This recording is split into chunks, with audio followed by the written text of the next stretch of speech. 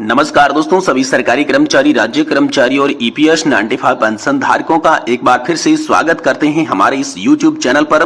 दोस्तों, इस वक्त की आप सभी के लिए बहुत ही इंपोर्टेंट और मुख्य गुड न्यूज निकलकर सामने आ चुकी है। कर्मचारियों और पेंशन धारकों के लिए बकाया डीए एरियर पर हाईकोर्ट का बड़ा फैसला आ चुका है। जी हां दोस्तों, आ गई आप सभी के लिए बड़ी खुशखबरी। तो आखिरकार डीए एरियर पर हाईकोर्ट का क्या बड़ा फैसला आया है, इसके बारे में आज की इस वीडियो के अंदर बात करेंगे। साथ ही दोस्तों बात करने वाले हैं सेवानिवृत्ति कर्मचारियों को मिलेगा पुरानी पेंशन योजना का लाभ। एनपीएस से ओपीएस में आने के लिए पूरी करनी होगी ये शर्त। तो आखिरकार दोस्तों आप सभी को पुरानी पेंशन योजना का लाभ लेने के लिए कौन सी शर्त पूरी करनी होगी, इसके बारे में भी दोस्तों आज की इस वीडियो के अंदर बात करने वाले हैं। साथ ही दोस्तों बात करने वाले हैं बिग ब्रेकिंग आप सभी के लिए न्यूज निकलकर सामने आ चुकी है। ईपीएस 95 पेंशन धारकों की हायर पेंशन पर बड़ी खबर है। हायर पेंशन को लेकर मीटिंग से आप सभी के लिए बड़ी और इंपोर्टेंट खबर निकल कर आ रही है। तो दोस्तों आखिरकार मीटिंग से आप सभी के लिए हायर पेंशन को लेकर क्या बड़ी खबर आई, इसके बारे में आज की इस वीडियो के अंदर बात करेंगे। साथ ही दोस्तों आप सभी के लिए ईपीएफओ की ओर से बड़ी खबर है।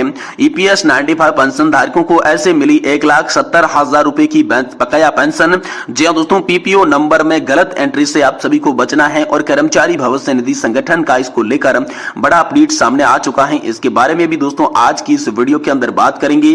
साथ ही साथ दोस्तों यहां पर आप सभी के लिए बात करें तो दोस्तों यहां पर आप सभी के लिए 65 लाख पेंशन धारकों के लिए शानदार तोहफा है। एरियर और फिक्स मेडिकल अलाउंस को लेकर बड़ी खुशखबरी आप सभी के लिए सामने आ चुकी है। तो आखिरकार दोस्तों आप सभी के लिए फिक्स मेडिकल अलाउंस को लेकर और एरियर्स को लेकर 65 लाख पेंशन धारकों को शानदार तोहफा कैसे मिला है, इसके बारे में भी दोस्तों आज की इस वीडियो के अंदर बात करेंगे। यानी कि पेंशन से जुड़ी हर बड़ी खबर को आज की इस वीडियो के अंदर जानने की कोशिश करेंगे।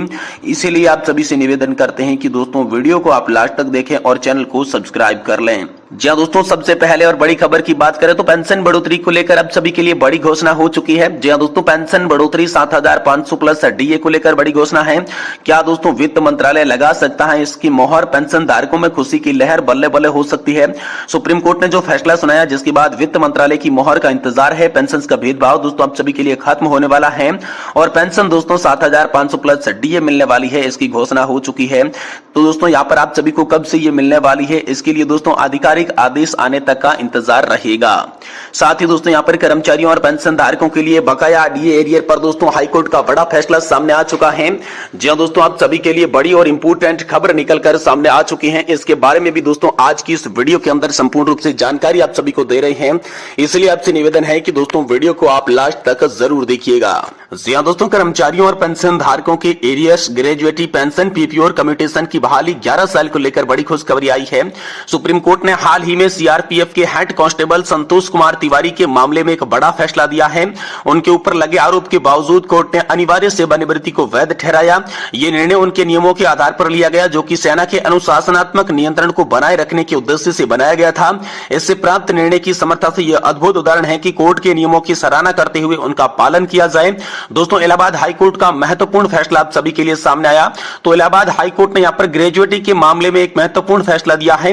कोर्ट ने यह तय किया है कि पेंशन की योग्यता सेवा काल के आधार पर निर्धारित की जाएगी, न कि रिटायरमेंट की उम्र पर। यह निर्णय उन लोगों के लिए है जो सकारात्मक संदेश है, जो कि दीर्घकालीन सेवानिवृत्ति के बाद भी समाज के लिए कार्यरत हैं। वही दोस्तों इसी के बाद पंजाब और हरियाणा हाईकोर्ट का भी एक बड़ा फैसला आप सभी के लिए निकलकर सामने आ चुका है। जी हां दोस्तों, पंजाब और हरियाणा हाईकोर्ट ने दोस्तों कम्युटेशन की वसूली की अवधि को कम करने का फैसला सुनाया है। यह निर्णय ब्याज दर में गिरावट को ध्यान में रखते हुए लिया गया है। इससे कर्मचारियों को अधिक लाभ मिलेगा और उनकी आर्थिक स्थिति में सुधार किया जाएगा। वहीं दोस्तों आप सभी के लिए गलत पीपीएफओ के खिलाफ लड़ाई जारी है। जी हां दोस्तों, पेंशन भोगियों को अपने पीपीएफओ की जांच कराता रहना चाहिए। यदि कोई गलती होती है तो इससे नुकसान भी हो सकता है। दोस्तों रामलाल केसरवानी के मामले में यह स्पष्ट हो गया कि गलत पीपीएफओ के कारण जो नुकसान हुआ है उन लोगों के लिए यहाँ पर सकारात्मक संदेश है जो कि पेंशन की उम्र में ही होते हैं।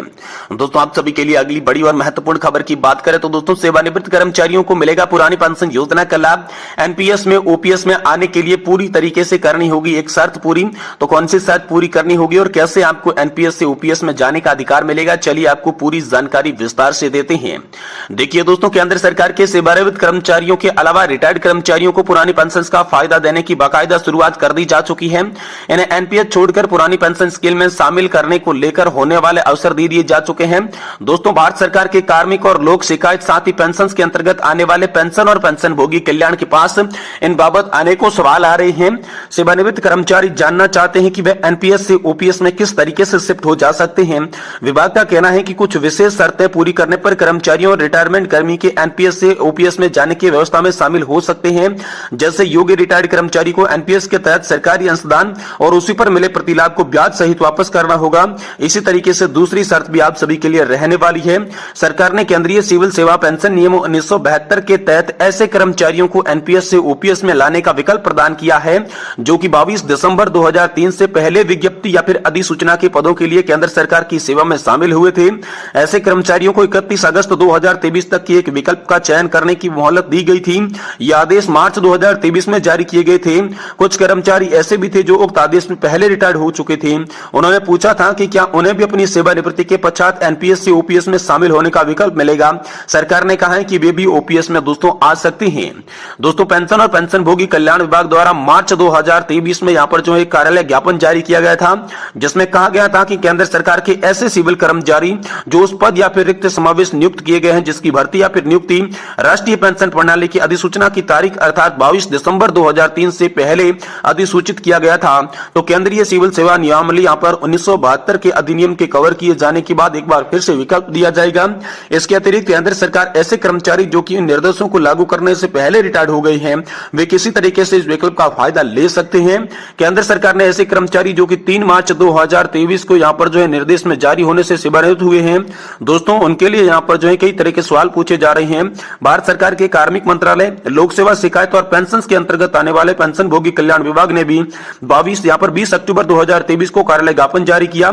इसमें स्पष्ट कर दिया गया था कि केंद्र सरकार के ऐसे कर्मचारी जो कि ओपीएस के अंतर्गत कवरेज की पात्र थे, वे पहले ही सेवानिवृत्त हो चुके थे। ऐसे कर्मचारी पर केंद्र सरकार जो है मार्च 2023 को जारी ज्ञापन लागू होता है, जिससे रिटायरमेंट कर्मचारियों को ओपीएस शामिल होने का विकल्प प्रदान किया जाता है और इस बात को दोबारा से स्पष्ट करने का भी आग्रह कर दिया जा चुका है। वहीं दोस्तों, विभाग का कहना है कि योग्य कर्मचारी यहाँ पर जो है उपरोक्त कार्यालय ज्ञापन जो है उसमें कोई प्रतिबंध कोई भी नहीं है, क्योंकि इस मामले में कर्मचारी पहले से ही एनपीएस के अंतर्गत हित लाभ प्राप्त कर चुका है। वह कर्मचारी केंद्रीय सिविल सेवा पेंशन नियम 1972 के अधीन हित लाभ प्राप्त करने के लिए यदि वह पेंशन और पेंशन भोगी कल्याण विभाग के 3 मार्च 2023 के कार्यालय ज्ञापन के अनुसार है, तो दोस्तों पुरानी पेंशन योजना के अंतर्गत कवरेज के पात्र माना जाएगा। तो सरकारी कर्मचारी द्वारा एनपीएस के तहत सरकारी अंशदान और उस पर जो प्रतिलाभ ब्याज सहित उनको मिलने वाला है। और साथ ही दोस्तों यहाँ पर जो है इसमें दोस्तों नहीं खोला जाएगा जीपीएफ खाता। जी हाँ दोस्तों, वापस की जाने वाली रकम पर ब्याज की गणना की दर और रीति के साथ इस विभाग ने 29 अप्रैल 2002 की कार्यालय ज्ञापन की संख्या 3834 यहाँ पर 2001 की पीडब्ल्यू के द्वारा जारी निर्देशों के आधार होगा कि अर्थात पेंशन हितों की प्राप्ति की तारीख से सरकार को धन वापस करने की तारीख तक के लिए ब्याज की गणना समय समय पर जारी अनुदेशों के अनुसार सामान्य भविष्य निधि पर तथा लागू दर पर ऐसी रिक्ति होती है। इस तरह की केस सरकारी कर्मचारियों की सेवानिवृत्ति की तारीख से अगले दिन ही पेंशन मंजूर की जाती है।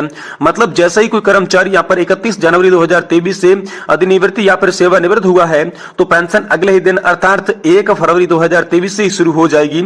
सेवानिवृत्ति अधिकारी को ओपीएस के तहत कवर करने के लिए उनका जीपीएफ खाता नहीं खोला जाएगा। यदि सेवानिवृत्त कर्मचारी द्वारा संचित धनराशि नहीं निकाली गई तो दोस्तों एनपीएस खाता बंद कर दिया जाएगा और किसी भी समय निधि के प्रतिलाभ के सरकारी अंशदान सरकारी खाते के अंतर्गत कर दिया जाएगा। और ऐसे में रकम किसी प्रकार के ब्याज का सवाल यहाँ पर इस रकम पर नहीं उठता है। केंद्र सरकार ने दोस्तों इन कर्मचारियों को यहाँ पर 2004 या उसके सेवानिवृत्ति में आए थे, लेकिन उनकी भर्ती प्रक्रिया तिथि से पहले की गई थी, तो उन सभी के लिए यहाँ पर एनपीएस के रिटायर्ड होकर यहाँ पर ओपीएस के तहत जाने को लेकर यहाँ पर बड़ी खबर आ चुकी है। ज्यादातर दोस्तों कर्मचारियों को उच्च न्यायालय और केंद्रीय प्रशासनिक न्यायाधीशों ने शरण ली थी। वहां पर से जब ये पक्ष में फैसला हुआ तो दोस्तों 3 मार्च 2023 को उन सभी कर्मचारियों को ओपीएस में शामिल होने का विकल्प प्रदान किया गया था। इसके लिए यहाँ पर कर्मचारियों को 31 अगस्त तक अपना विकल्प देना होगा। पेंशन और पेंशन भोगी कल्याण की ओर से यहाँ पर जो है अब सभी के लिए ये बड़ा कदम हाल फिलहाल में उठा दिया जा चुका है।